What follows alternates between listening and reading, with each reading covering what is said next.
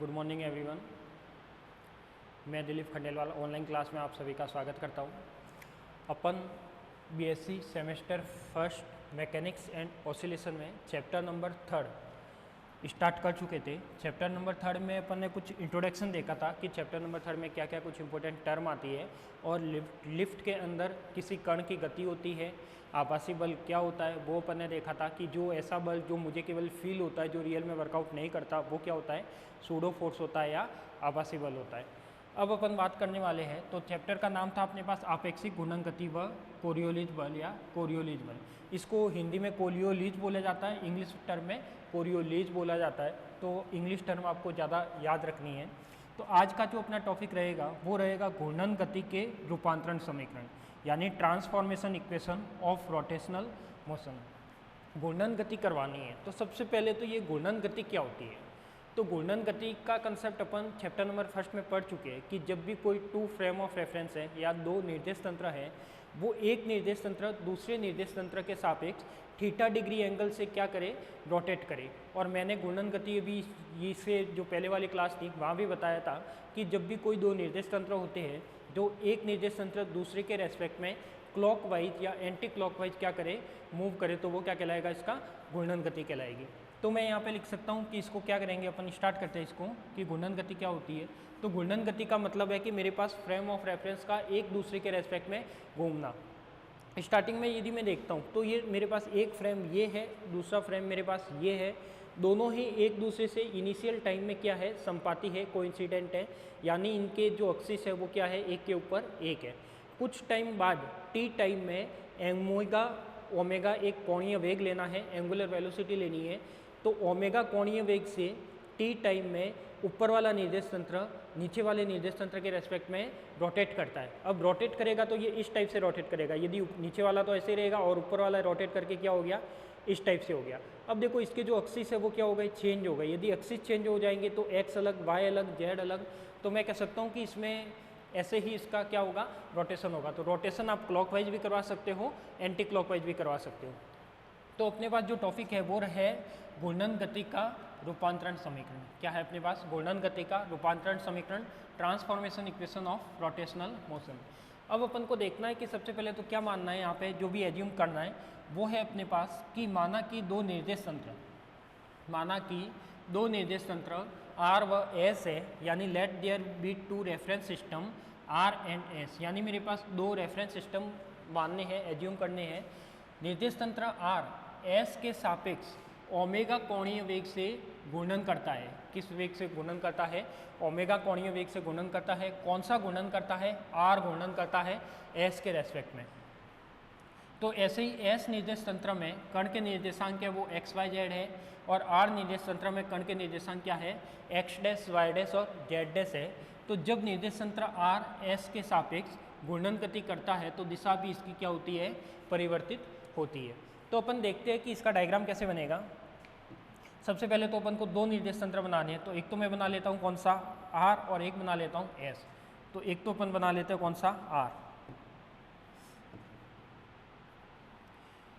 यदि मैं आर निर्देश तंत्र की बात करता हूँ, सबसे पहले तो कौन सा निर्देश तंत्र ले लेते हैं, एक तो आर लेना है और एक मुझे लेना है एस।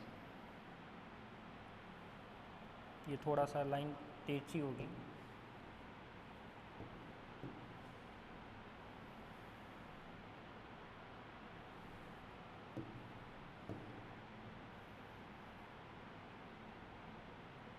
ये इसका क्या हो जाएगा, सेंटर पॉइंट हो जाएगा। फिर अपन को क्या करना है, इसका जेड एक्सिस लेना है। ये इसका क्या हो गया, जेड एक्सिस हो गया। तो मैं लिख सकता हूँ कि ये एक्सिस कौन कौन से है, तो ये तो हो गया अपना एक्स, ये हो गया वाई, और ये क्या हो गया, जेड।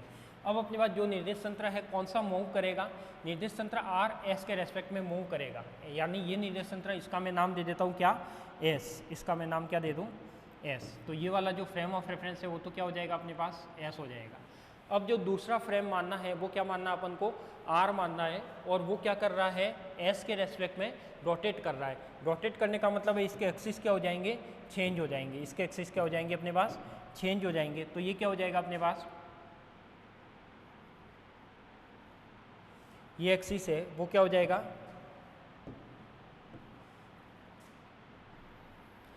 ये इसका x की जगह क्या हो जाएगा, x डैश हो जाएगा।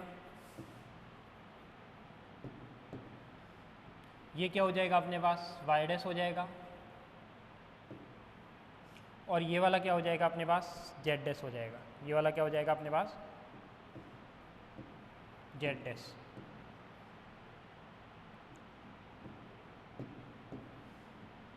ये वाला हो जाएगा अपने पास z डैश। तो मैं लिख सकता हूँ कि यहाँ पे ये जो निर्देश तंत्र है वो कौन सा है, r है। कौन सा है, r। अब मैं कहता हूँ कि दो निर्देश तंत्र मान लिए थे r और s, तो अपन ने एक s फ्रेम ले लिया और एक r फ्रेम ले लिया। इसकी जो वैल्यू है ये हो जाएगा x डैश, ये हो जाएगा y डैश, और ये क्या हो जाएगा अपने पास z डैश। फिर इसने बोला है कि निर्देश तंत्र r है वो s के रेस्पेक्ट में ओमेगा कोणीय वेग से क्या करता है, रोटेट करता है। तो मैं कह सकता हूँ कि इसका जो कोणीय वेग होगा वो क्या होगा, ओमेगा। ओमेगा यानी मैं इसको इस तरीके से डिनोट करता हूँ, ओमेगा यानी इस तरीके से वो एक एक्सिस के रेस्पेक्ट में क्या करेगा, रोटेट करेगा। तो रोटेट करने का मतलब है कि जैसे अर्थ घूमती है किसी एक्सिस के रेस्पेक्ट में घूमती है, तो वैसे ही अपने पास ये भी क्या करेगा, किसी एक्सिस के रेस्पेक्ट में रोटेट करेगा, या सेंटर पॉइंट के रेस्पेक्ट में क्या करेगा, वो रोटेट करेगा। तो मैं लिख सकता हूँ कि इसमें एस निर्देश तंत्र में कण के निर्देशांक, तो यहाँ पे मैं कोई पार्टिकल मान लेता हूँ और वो पार्टिकल क्या है, P है। वो पार्टिकल क्या है, P है। अब मुझे पता है कि जब ये पार्टिकल P है तो एस निर्देश तंत्र में R में और S में इन दोनों के कण के निर्देशांक है वो क्या है, अलग अलग है। वो कैसे, तो मुझे पता है कि जब भी मैं R निर्देश तंत्र की बात करता हूँ, किसकी बात करता हूँ, R की। R कौन सा है, जो रोटेट कर रहा है। रोटेट करने का मतलब है उसके एक्सिस क्या हो जाएंगे, x डैश, y डैश और z डैश, यानी इसके जो कोऑर्डिनेट होंगे वो क्या होंगे, x डैश, y डैश और साथ में क्या हो जाएगा, z डैश। ऐसे ही जो s है वो क्या है अपने पास, x, y और z है। क्या है, s निर्देश तंत्र में यदि कोई पार्टिकल है P, उसकी जो पोजीशन होगी वो x, y, z पर डिपेंड करेगी, और जो R फ्रेम ऑफ रेफरेंस है, R निर्देश तंत्र है, उसकी जो पोजीशन है वो x डैश, y डैश और z डैश पर डिपेंड करेगी। तो द रेफरेंस सिस्टम, तो यहाँ पे क्या हो जाएगा, the reference system R rotates with angular velocity omega relative to S, यानी ओमेगा एंगुलर वेलोसिटी से एस के रेस्पेक्ट में रोटेट करता है। The coordinate of the particle in the S reference system are x y z, यानी S के अंदर इसका जो कोऑर्डिनेट सिस्टम में कोऑर्डिनेट होगा वो एक्स वाई जेड होगा। The coordinate of the particle in the R reference system are x dash, y dash and z dash. तो आर में क्या होगा, उसका कोऑर्डिनेट चेंज हो जाएंगे, वो कितने हो जाएंगे, एक्स डैश, वाई डैश और Z dash. when the reference frame rotates relative to the RS, it is also change the direction. तो ये कहता है कि जब भी कोई दो निर्देश तंत्र थे, दोनों निर्देश तंत्र क्या करते हैं, एक दूसरे के रेस्पेक्ट में रोटेट करते हैं, यानी एस के रेस्पेक्ट में आर रोटेट कर रहा है, और कितने किससे कर रहा है, और टी टाइम में ओमेगा कोणीय वेग से कर रहा है। तो मैं लिख सकता हूँ कि इसका ये जो एंगल आएगा, इसका ये जो एंगल आएगा वो कितना होगा, तो वो मैंने कितना मान लिया, थीटा मान लिया, कि इन तीनों के बीच में जो एंगल होगा वो कितना होगा, थीटा। तो थीटा की मैं वैल्यू भी निकाल सकता हूँ। तो यहाँ पे सबसे पहले अपन को क्या करनी है, थीटा की वैल्यू निकालनी है। तो मैं कहता हूँ कि यदि टी टाइम में यदि ओमेगा कोणीय वेग से यदि कोई पार्टिकल रोटेट करता है तो उसका वेग कितना आएगा, तो वेग इज इक्वल टू होती है डिस्टेंस अपॉन में टाइम। तो डिस्टेंस क्या हो जाएगा, थीटा, टाइम क्या हो जाएगा, टी, और वेलोसिटी क्या, ओमेगा। तो यहाँ से मैं थीटा की वैल्यू निकाल सकता हूँ। तो यहाँ पे क्या आ जाएगा अपने पास, कि यहाँ पे है प्रारंभिक समय में, अपन ने पास लिखा हुआ प्रारंभिक समय में दोनों निर्देश तंत्र क्या है, संपाती है। दोनों निर्देश तंत्र क्या है, संपाती का मतलब क्या होता है, संपाती का मतलब होता है कि इनिशियल टाइम में दोनों ही निर्देश तंत्र एक ही पॉइंट पर स्थित है, रोटेट करना अभी स्टार्ट हुआ नहीं है, तो मैं कह सकता हूँ कि वो होता है संपाती। तो वेग इज इक्वल टू क्या होता है, दूरी बटे समय। वेग इज इक्वल टू क्या हो जाएगा अपने पास, ओमेगा हो जाएगा, डिस्टेंस थीटा हो जाएगी, और टाइम क्या हो जाएगा, टी हो जाएगा। तो मैं यहाँ से लिख सकता हूँ कि यहाँ पे थीटा इज इक्वल टू कितना आ जाएगा अपने पास, omega t. Theta is equal to कितना आ जाएगा, ओमेगा टी। तो ये इसका क्या हो जाएगा, एक तरीके से डिस्प्लेसमेंट, कि जब भी कोई आर निर्देश तंत्र एस निर्देश तंत्र के रेस्पेक्ट में ओमेगा कोणीय वेग से टी टाइम में रोटेट करता है तो उसका डिस्प्लेसमेंट या थीटा कितना, ओमेगा टी। फिर अपन ने लिखा है at initial time both the instruction system पर प्रॉपर्टीज। तो यहाँ पे क्या हो जाएगा अपने पास, कि यदि an initial time both the reference system, इसको हटा के ये लिखना कि रेफरेंस सिस्टम, क्या करना है, रेफरेंस सिस्टम प्रॉपर्टीज या reference system are coincident, reference system are coincident भी लिख सकते हो, क्या लिख सकते हो, कोइंसिडेंट। कोइंसिडेंट यानी एक ही टाइम पर है, ठीक है, एक ही पॉइंट पर है। तो ये भी क्या हो जाएगा, velocity is equal to distance upon में टाइम। तो यहाँ भी क्या आ जाएगा अपने पास, theta is equal to omega t. Hindi वाले ये लिखना, इंग्लिश वाले ये लिखना, ठीक है। फिर अपन ने देखा है कि किसी बिंदु की नियत स्थिति के लिए दोनों निर्देश तंत्र में आर व एस में जो स्थिति सदिश होता है वो क्या रहता है, समान रहता है। यानी मैं कहता हूँ कि पार्टिकल की पोजीशन, क्या कहता हूँ, यदि मैं कहता हूँ कि ये यहाँ पे जो फ्रेम ऑफ रेफरेंस है, इस पार्टिकल की पोजीशन नियत है, कुछ भी चेंज नहीं हो रही। चेंज क्या हो रहा है, निर्देश तंत्र रोटेट कर रहा है। तो मैं कह सकता हूँ कि यहाँ पे यदि कोई पार्टिकल की पोजीशन नियत रहती है दोनों निर्देश तंत्र में, तो उसका जो पोजीशन वेक्टर होगा वो क्या होगा, दोनों ही इक्वल होंगे। तो यहाँ से मैं लिख सकता हूँ कि किसी बिंदु की नियत स्थिति के लिए दोनों निर्देश तंत्र आर व एस में स्थिति सदिश है वो क्या होता है, समान होता है। वो क्या होता है, समान होता है। तो मैं लिख सकता हूँ कि दोनों निर्देश तंत्र में आर व एस में स्थिति सदिश होगा वो क्या होगा, समान होगा। तो यहाँ पे मैंने लिख दिया for a fixed position of a point, जो भी ऑब्जेक्ट था उसकी पोजीशन फिक्स है, the position vector is the same in the both the reference system R and S. तो मैं कह सकता हूँ कि यहाँ पे जो अपने पास आर और आर वेक्टर होगा वो क्या होगा, वेक्टर की टर्म में होगा, और दोनों ही क्या होंगे अपने पास, इक्वल होंगे। क्या होंगे, इक्वल। कब इक्वल, कब, जब अपने पास पॉइंट की पोजीशन क्या हो, फिक्स्ड हो। तो यहाँ पे आर इज इक्वल टू क्या हो जाएगा अपने पास, आर डैश हो जाएगा। अब मुझे पता है कि यहाँ पे आर क्या है, तो मुझे पता है कि यहाँ पे आर क्या हो जाएगा, एक्स आई प्लस वाई जे प्लस का हो जाएगा जेड के कैप। ऐसे मेरे पास आर डैश है, तो आर डैश क्या हो जाएगा अपने पास, x dash i cap plus का y dash j cap plus का जेड डैश क्या हो जाएगा, के कैप। ये हो जाएगा। अब मैं कह सकता हूँ कि ये तो कॉन्सेप्ट, ये कौन किसके अंदर स्थिति सदिश है, ये है अपने पास एस के अंदर और ये है आर के अंदर। यानी पार्टिकल की पोजीशन फिक्स है और उसका जो स्थिति सदिश होगा, यदि कोई पॉइंट ऑब्जेक्ट फिक्स होता है और दोनों निर्देश तंत्र में उसका स्थिति सदिश क्या होगा, समान होगा। क्लियर। अब अपन बात करते हैं कि एस निर्देश तंत्र में कण का स्थिति सदिश। तो अपन ने मान ही रखा है कि जो एस निर्देश तंत्र में कण का स्थिति सदिश होगा, तो the position vector of the particle is in the S coordinate system. तो वो पोजीशन वेक्टर कितना होगा, वो होगा r is equal to x i y j plus का क्या हो जाएगा, जेड के, और इसमें जो आई है आर वेक्टर आ जाएगा, आई के ऊपर डायरेक्शन आ जाएगी, ठीक है। तो आर आई जे के है, उनके ऊपर क्या आ जाएगी, डायरेक्शन आ जाएगी। तो अपने पास एस निर्देश तंत्र में कण की पोजीशन को ये शो करेगा आर वेक्टर। फिर अपन लिखते हैं कि आर निर्देश तंत्र में कण की स्थिति, यानी position vector of the particle in the R coordinate system. R coordinate system यानी जो रोटेट कर रहा है, और रोटेट कर रहा है तो इसका कोऑर्डिनेट क्या हो जाएगा, इसके अंदर हो जाएगा अपने पास r dash is equal to x dash i y dash j plus का क्या हो जाएगा, जेड डैश के। तो यदि निर्देश तंत्र चेंज है तो दोनों निर्देश तंत्र में पार्टिकल की पोजीशन क्या हो गई कि इसका स्थिति सदिश ये होगा और इसका स्थिति सदिश ये होगा। तो आर तो क्या हो जाएगा, एस निर्देश तंत्र में कण का स्थिति सदिश, ये क्या हो जाएगा आर डैश, आर निर्देश तंत्र में कण का स्थिति सदिश। अब अपन ने लिखा है कि बिंदु P की नियत स्थिति के लिए, बिंदु P की नियत स्थिति के लिए for fixed position of point R. तो आर इज इक्वल टू, यहाँ पे अपन ने देखा है कि यदि कोई पार्टिकल की स्थिति क्या होती है, नियत होती है, तो उसमें क्या आ जाएगा अपने पास, आर इज इक्वल टू क्या आ जाएगा, आर डैश आ जाएगा। क्या आ जाएगा अपने पास, r is equal to r dash. और मुझे पता है कि r is equal to r dash, इसका मतलब आर इज इक्वल टू क्या हो जाएगा, आर डैश की मैं वैल्यू रख सकता हूँ, तो x dash i cap y dash और साथ में क्या आ जाएगा, के डैश। तो ये अपने पास क्या हो जाएगा, एक तरीके से त्वरण, ये स्थिति रूपांतरण समीकरण हो जाएगा किसका, जब कोई निर्देश तंत्र घूर्णन करता है। तो यहाँ पे मैं लिख सकता हूँ कि यह समीकरण घूर्णन करते हुए निर्देश तंत्र में रूपांतरण समीकरण को व्यक्त करता है। और रूपांतरण समीकरण कौन सी, स्थिति रूपांतरण समीकरण, कौन सी, स्थिति रूपांतरण समीकरण को व्यक्त करता है। ऐसे लिख लेना, स्थिति रूपांतरण समीकरण को व्यक्त करता है, ठीक है। तो मैं लिख सकता हूँ कि this equation express the translation equation in rotating frame of reference, या transformation equation in a rotating frame of reference. तो सबसे पहले अपन को क्या निकाली, स्थिति रूपांतरण समीकरण निकाली, तो वो क्या आया, r is equal to r dash. यानी यदि कोई पार्टिकल की स्थिति फिक्स होती है तो दोनों निर्देश तंत्र में उसका स्थिति सदिश इक्वल रहेगा, तो वो क्या हो जाएगा, r is equal to r dash हो जाएगा। क्लियर। फिर अपन बढ़ते आगे।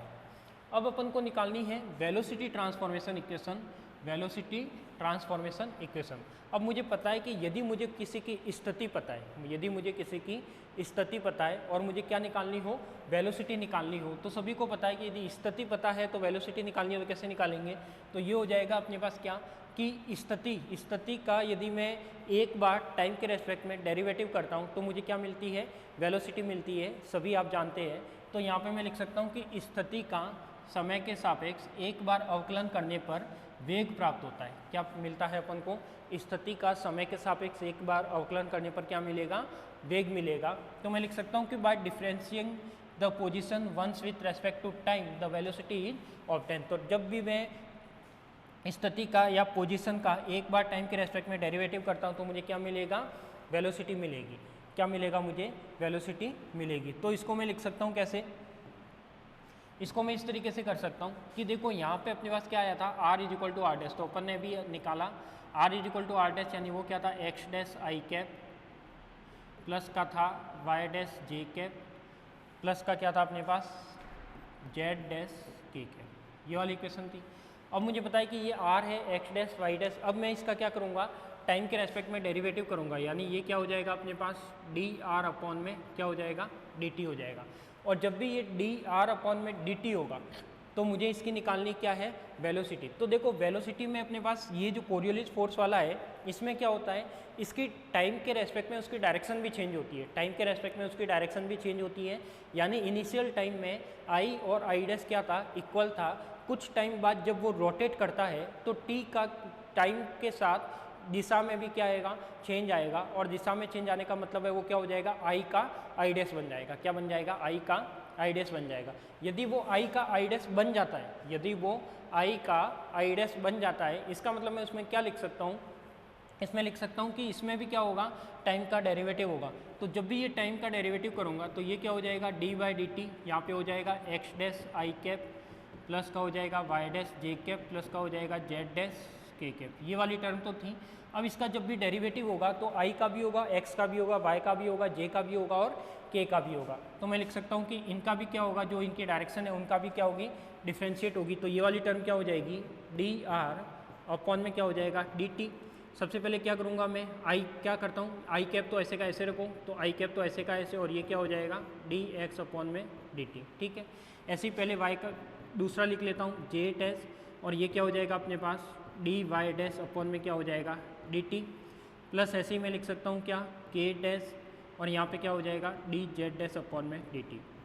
यानी इसका जो भी डेरिवेटिव होगा वो यू वी से होगा। कैसे होगा, यू वी से होगा। और जब भी इसका कोई डेरिवेटिव यू वी से होता है तो इसकी पता है कि एक बार यू का होता है और एक बार किसका होता है, वी का। तो मैंने क्या किया कि आई जे के तो एक बार ऐसे कैसे रख दिए, एक्स वाई जेड का क्या कर दिया, डेरिवेटिव कर दिया। प्लस में एक टर्म आएगी, एक टर्म क्या आएगी, प्लस में एक टर्म अपने पास बनेगी। वो बनेगी कि अब मुझे क्या करना है, आई जे के तो ऐसे का ऐसे रखना है और किसका डेरिवेटिव करना है, सॉरी एक्स वाई जेड तो ऐसे का ऐसे रखना है और किसका डेरिवेटिव करना है, आई जे के का। तो मैं लिख सकता हूँ कि यहाँ पे ये टर्म क्या हो जाएगी, x dash D i dash upon में क्या हो जाएगा, डी टी। क्या हो जाएगा अपने पास, डी आई डैश अपॉन में क्या हो जाएगा, डी टी। तो देखो यहाँ पे जब भी मैं इसका डेरिवेटिव करूँगा, क्या करूँगा मैं, इसका जब भी डेरिवेटिव करूँगा तो इसमें कुछ टर्म आएगी, तो वो टर्म क्या आती है वो अपन को देखना है। एक इसमें अपन ने ये वाला जो डैश है वो डैश नहीं मान रखा, तो इसको एज्यूम कर लेना। क्या, देखो ये अपन ने माना था, अब इसका पोजीशन वेक्टर क्या, x y z dash coordinate पर माना है, तो ये तो ऐसे का ऐसे रहेगा, इनमें भी डैश आएगा। क्या आएगा, इनमें भी डैश आएगा। क्यों, मुझे पता है कि जो आर फ्रेम ऑफ रेफरेंस है या आर निर्देश तंत्र है वो एस के रेस्पेक्ट में रोटेट करता है, तो दिशा भी परिवर्तित करेगा, और दिशा परिवर्तित करेगा तो आई जे के पर भी क्या आएगा, चेंज आएगा। आई जे के का मतलब है वो कि वो दिशा होना, और इनके ऊपर डैश लगाने का मतलब है इसी दिशा क्या हो जाना, चेंज हो जाना। तो यहाँ पे क्या हो जाएगा, यहाँ पर भी अपने पास ये जो आर डैश है यहाँ पर क्या आ जाएगा, डैश डैश आ जाएगा। तो आर निर्देश तंत्र में जो भी आप टर्म लेते हो वो सारी की सारी किस में बनेगी, डैश वाली टर्म में बनेगी। तो ये हो जाएगा अपने पास क्या, देखो ये वाली टर्म है वो क्या हो जाएगी, ये डैश था, ये डैश था, ये डैश था, तो इन तीनों टर्म में क्या आ जाएगा, डैश आ जाएगा। तो ये वाली टर्म क्या बन जाएगी, प्लस का वाई डैश, साथ में हो जाएगा डी जे डैश अपॉन में क्या हो जाएगा, डी टी, प्लस का हो जाएगा जेड डैश, और साथ में क्या हो जाएगा डी के डैश अपॉन में क्या हो जाएगा, डी टी। क्लियर। अब देखो यहाँ पे यदि मैं कहता हूँ कि यहाँ पे ये दो टर्म डिफाइन हो गई, यू वी से दोनों का क्या लिख दिया मैंने, डेरिवेटिव लिख दिया। अब मैं लिख सकता हूँ कि इसमें जब यू वी से इसका डेरिवेटिव लिखा है, क्या लिखा है, यू वी से डेरिवेटिव लिखा है, तो जो ये वाली टर्म है, जो टर्म नंबर फर्स्ट है, वो क्या कहती है, देखो d x by d t, d y by d t और d z by d t, यानी क्या मैं इस टर्म को प्रारंभिक स्थिति के लिए आर निर्देश तंत्र में कण का वेग मान सकता हूँ क्या मैं इसको प्रारंभिक स्थिति में आर निर्देश तंत्र में कण का वेग मान सकता हूँ क्या?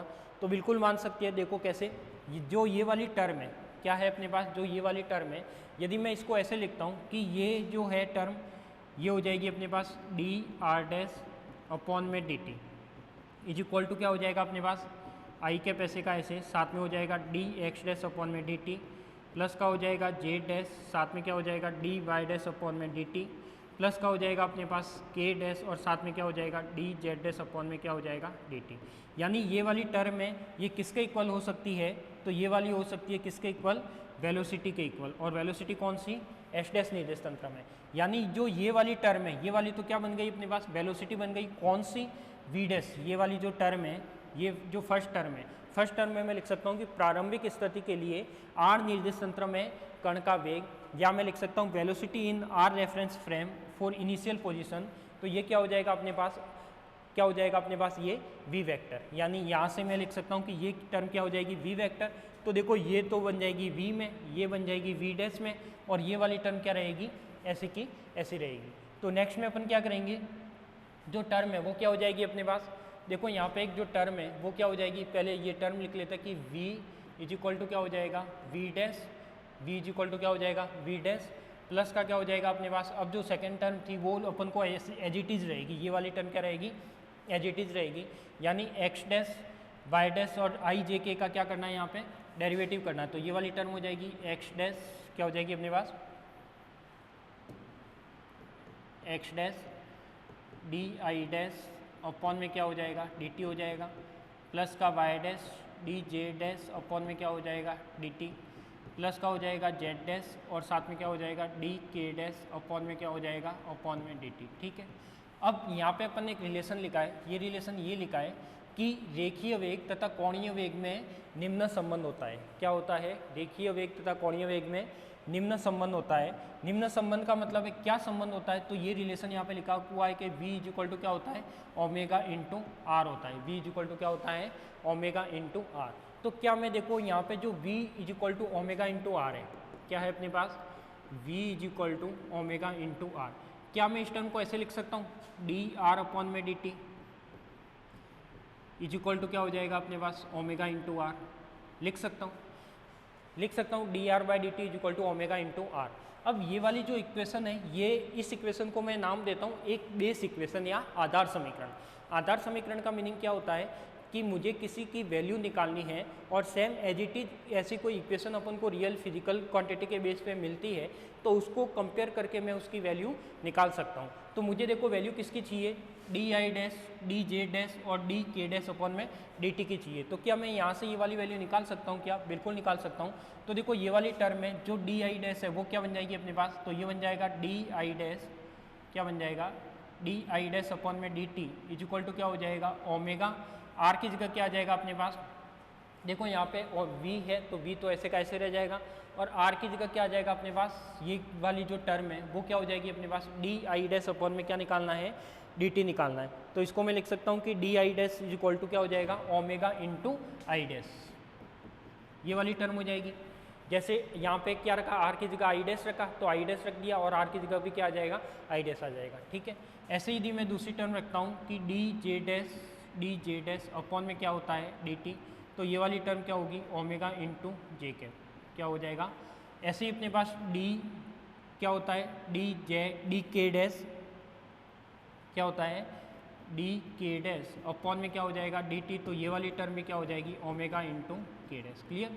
तो यहाँ से मैं वैल्यू रख सकता हूँ क्या, v इज इक्वल टू क्या हो जाएगा अपने पास, v डैश हो जाएगा, प्लस का क्या हो जाएगा, ये वाली जो टर्म है यानी ये एक टर्म क्या रहेगी, x डैश तो ऐसे का ऐसे, यहाँ पे क्या हो जाएगा ओमेगा इंटू क्या हो जाएगा अपने पास आई डैश हो जाएगा, प्लस का क्या हो जाएगा अपने पास वाई डैश और यहाँ पे क्या हो जाएगा ओमेगा इंटू जे डैश हो जाएगा।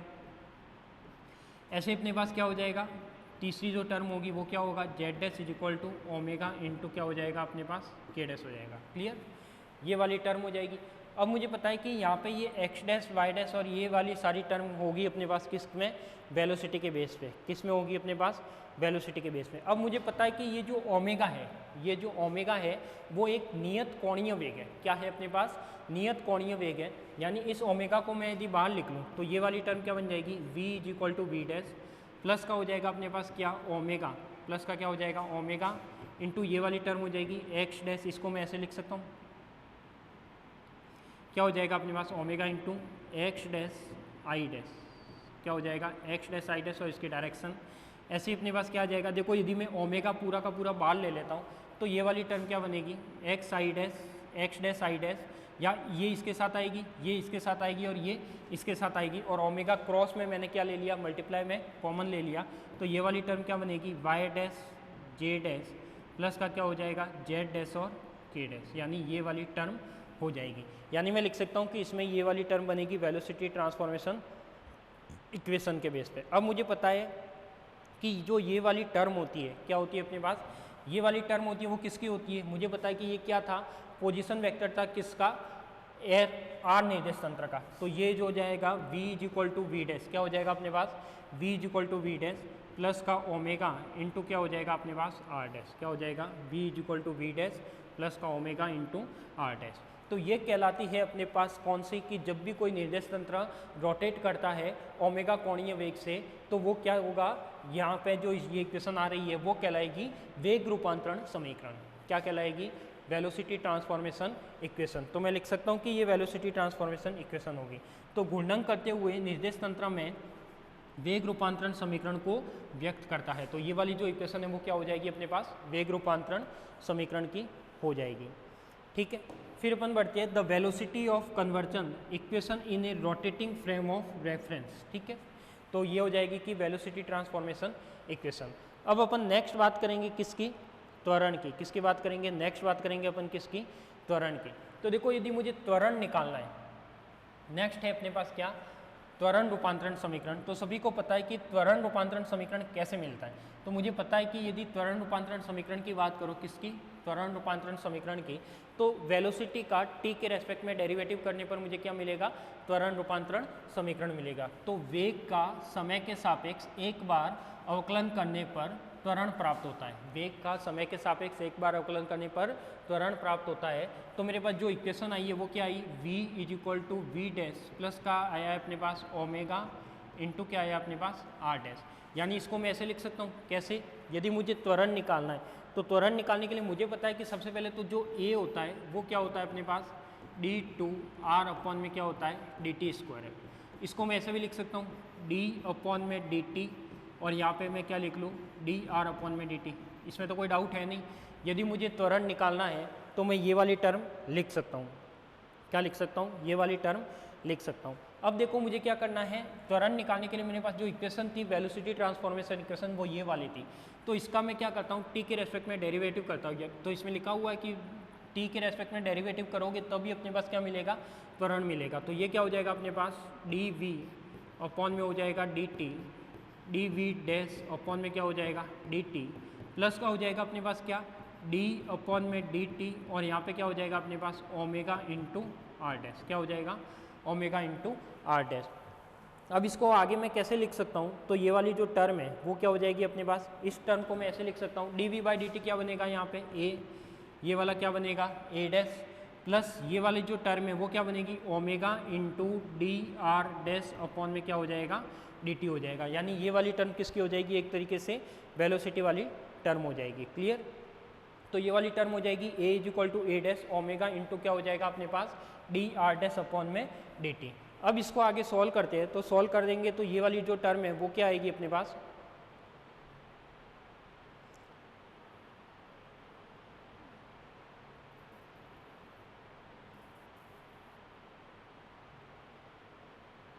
अब देखो ये वाली टर्म यदि मैं सॉल्व करता हूँ, कौन सी, ये वाली, ये तो एक मेरे पास वैल्यू आ गई। इसको मैं क्या लिख सकता हूँ, ये जो इक्वेशन थी कौन सी, v is equal to v dash plus का क्या था अपने पास ओमेगा इंटू क्या था आर डैश था।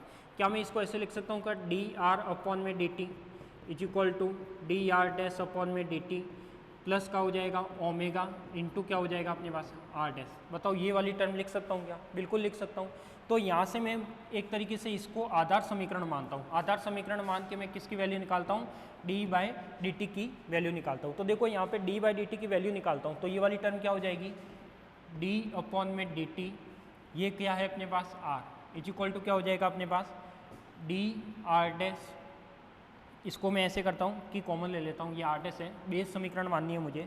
तो यहाँ पे क्या हो जाएगा? डी अपॉन में डी टी, डी अपॉन में डी टी प्लस का क्या हो जाएगा अपने पास? ये प्लस ऐसे का ऐसे, और साथ में क्या हो जाएगा अपने पास ओमेगा, और यहाँ पे जो टर्म आएगी वो क्या जाएगी अपने पास आर डैश। यानी ये क्या हो जाएगा अपने पास, जो टर्म बाहर आएगी वो क्या आ जाएगी अपने पास आर डैश क्या आ जाएगा? बाहर आ जाएगा। क्या बाहर आ जाएगा अपने पास? आर डैश क्या आ जाएगा? बाहर आ जाएगा। तो मैं लिख सकता हूँ कि आर इज इक्वल टू क्या होता है यहाँ पे? आर डैश होता है। तो ये वाली इक्वेशन किसकी वैल्यू हो गई? तो देखो इसमें यदि मैं दोनों को कंपेयर करता हूँ, मुझे पता है कि आर इज इक्वल टू क्या होगा? R dash. तो ये दोनों कंपेयर हो जाएंगे तो d by d t is equal to हो जाएगा d by d t plus का क्या हो जाएगा? ओमेगा। ये वाली टर्म हो जाएगी। अब मुझे पता है कि जो ए निकला था, ए इज इक्वल टू क्या था? डी बाई डी टी और d r by d t. तो ए को मैं लिख सकता हूँ क्या? A is equal to d by d t की जगह तो क्या आ जाएगा? D by d t plus का क्या आ जाएगा अपने पास? ओमेगा आ जाएगा। क्या आ जाएगा? डी बाई डी टी की जगह क्या आ जाएगा अपने पास? जो वैल्यू थी वो आ जाएगी। अब मैं कह सकता हूँ कि यहाँ पे जो टर्म आई है अपने पास ए डैश वाली, क्या टर्म आई है अपने पास? ये जो अपन ने टर्म लिखी है कौन सी? ये वाली वी डैश लिखा, इसमें क्या आएगा अपने पास? डी अपॉन में डी टी डैश भी आएगा। क्यों? क्योंकि मुझे पता है कि यदि वेलोसिटी किसकी आ रही है? आर निर्देश तंत्र की आ रही है, तो इसका जो डेरिवेटिव वाली टर्म आएगी वो भी डैश में आएगी। तो ये वाली टर्म भी क्या होनी चाहिए? डैश में। तो ये वाली टर्म भी क्या होनी चाहिए? डैश में। तो ये क्या हो जाएगा अपने पास? जो ए इज इक्वल टू आएगा तो वो वैल्यू आ जाएगी D r by d t. तो ये वैल्यू क्या हो जाएगी अपने पास? अब देखो अपने पास ये तो किसकी वैल्यू आई? किसकी वैल्यू आई है? ये वैल्यू रखी मैंने ए की। अब मैं वैल्यू किसकी रखता हूँ? अब मैं वैल्यू किसकी रखता हूँ कि ये तो मैंने किसकी वैल्यू रखी है? D dash by d t plus omega. ये वैल्यू आई है मेरे पास किसकी? ए की। ए इज इक्वल टू ए मतलब ये डी बाई डी टी था, ये क्या था अपने पास? ए इज इक्वल टू ये वाली जो टर्म थी कहाँ गई? A d by d t की वैल्यू रख दी ये वाली plus d r by d t. तो d r by d t कहाँ है अपने पास? ये वाली टर्म है। तो ये वाली टर्म क्या हो जाएगी अपने पास? प्लस, और ये वाली टर्म हो जाएगी क्या? डी डैश, साथ में हो जाएगा क्या? आर डैश, अपॉन में हो जाएगा डी टी डैश, और प्लस का क्या हो जाएगा? Omega into r dash. Clear? ये वाली टर्म हो जाएगी। तो मैं लिख सकता हूँ कि ये वाली टर्म क्या करेगी? शो करेगी। तो ये हो जाएगा अपने पास a is equal to d dash by d t dash plus omega d dash r dash plus omega into r. Clear? तो एक बार अपन इसको मैं वापस आपको रिवाइज करवाता हूँ स्टार्टिंग से। देखो सबसे पहले दो फ्रेम ऑफ रेफरेंस ले लिए, थीटा एंगल से वो रोटेट करता है, थीटा इज इक्वल टू क्या हो जाएगा? Omega t. तो ये अपन ने निकाल लिया, theta is equal to omega t हो जाएगा। यहाँ से दोनों यदि कोई पॉइंट फिक्स होता है तो दोनों की पोजीशन वेक्टर क्या होती है? R is equal to r dash. तो मैंने लिख लिया कि आर में ये टर्म रहेगी और आर डैश में ये वाली टर्म रहेगी। फिर अपन को निकालना था आर के लिए स्थिति सदिश लिखा है, एस के लिए स्थिति सदिश लिखा है। दोनों स्थिति सदिश एक पॉइंट के लिए नियत होंगे, तो दोनों को मैंने क्या कर दिया? इक्वल कर दिया, और इक्वल कर लिया तो वो क्या कहलाएगा? स्थिति रूपांतरण समीकरण कहलाएगा, पोजीशन ट्रांसफॉर्मेशन इक्वेशन कहलाएगा। वेलोसिटी के लिए मैंने क्या किया? उसका टाइम के रेस्पेक्ट में डेरिवेटिव किया। तो टाइम के रेस्पेक्ट में क्या हो गया? डेरिवेटिव हो गया। ये वाली टर्म हो गई, ये वाली टर्म हो गई, और मैं कह सकता हूँ कि ये D r by d T V है। इसको मैं मान सकता हूँ ये वाली जो टर्म आ रही थी, ये वाली टर्म थी, उसको मैंने क्या मान लिया? वी डैश मान लिया। तो प्रारंभिक स्थिति के लिए आर निर्देश तंत्र में जो वेग होगा वो कितना होगा? ये होगा वी डैश। तो ये मैंने क्या लिख दिया? वी डैश, और ये टर्म एज इट इज रखी। अब जो ये वाली टर्म थी v is equal to v dash है, वी इज इक्वल टू क्या है? वी डैश है। तो यहाँ पे ये वाली टर्म क्या हो जाएगी? ये हो जाएगी। और मैं कह सकता हूँ कि v is equal to v dash, और ये जो टर्म आई है ये एज इट इज रखनी है। फिर मुझे पता है कि v is equal to omega cross r रेखीय वेग और कोणीय वेग में संबंध होता है। तो यहाँ से मैं इसकी एक बेस इक्वेशन बनाऊंगा। तो v is equal to omega r ऐसे का ऐसे लिख दिया मैंने। फिर मुझे क्या करना है? इसको मैं लिख सकता हूँ d r by d T, इसको मैं लिख सकता हूँ ओमेगा क्रॉस आर, यानी ये एक बेस समीकरण बनेगी। यहाँ से मैं क्या किसकी वैल्यू निकालूंगा? D i dash, d j dash और डी के डैश, यानी इन तीनों टर्म की मैं क्या निकालूंगा? वैल्यू निकालूंगा। ये तीनों मैंने वैल्यू निकाल ली, और वैल्यू निकाल के कहाँ रख दी? इन तीनों में रख दी। तो ये वी ऐसे का ऐसे, वी डैश ऐसे का ऐसे, और इन तीनों में मैंने क्या रख दी? वैल्यू रख दी। तो ये हो जाएगा अपने पास v is equal to v dash plus omega, ये वाली टर्म हो जाएगी, और ये क्या हो जाएगी अपने पास? वेलोसिटी ट्रांसफॉर्मेशन इक्वेशन हो जाएगी। ठीक है, अब ये वाली जो आई है वो आई है त्वरण रूपांतरण समीकरण। तो त्वरण रूपांतरण समीकरण में v is equal to v dash हो जाएगा ओमेगा क्रॉस आर। ए मुझे पता है ये वाली टर्म होती है और डी वी अपन में डी टी होता है, तो डी वी डैश अपन में d t d by d t omega into r ऐसे का ऐसे इस इक्वेशन को मैंने रख लिया। ये ए है, ये ए डैश है और ये ओमेगा, और ओमेगा नियत होता है तो बाहर आ जाएगा और डी आर डैश बाई क्या रह जाएगा, डी टी रह जाएगा। तो ये वाली टर्म हो जाएगी और यहाँ से अपने पास क्या निकलेगी, त्वरण रूपांतरण समीकरण निकलेगी। तो आज तो अपन वेलोसिटी ट्रांसफॉर्मेशन इक्वेशन तक रखो, क्योंकि मुझे आगे फोर्स की टर्म निकालनी है और फोर्स की निकालने के लिए वापस मुझे कल इस टर्म की ज़रूरत पड़ेगी। तो मैं इस टर्म को कल आगे सॉल्व भी करूँगा नेक्स्ट वाली क्लास में, ठीक है। तो ये क्या हो जाएगा अपने पास, त्वरण रूपांतरण समीकरण को भी निकालेंगे। आज तो अपन ने क्या निकाला है, स्थिति रूपांतरण समीकरण, वेलोसिटी ट्रांसफॉर्मेशन इक्वेशन ही निकाला है, ठीक है। तो आज के लिए तो इतना ही, मिलते हैं अपन नेक्स्ट क्लास में। आप सभी को धन्यवाद।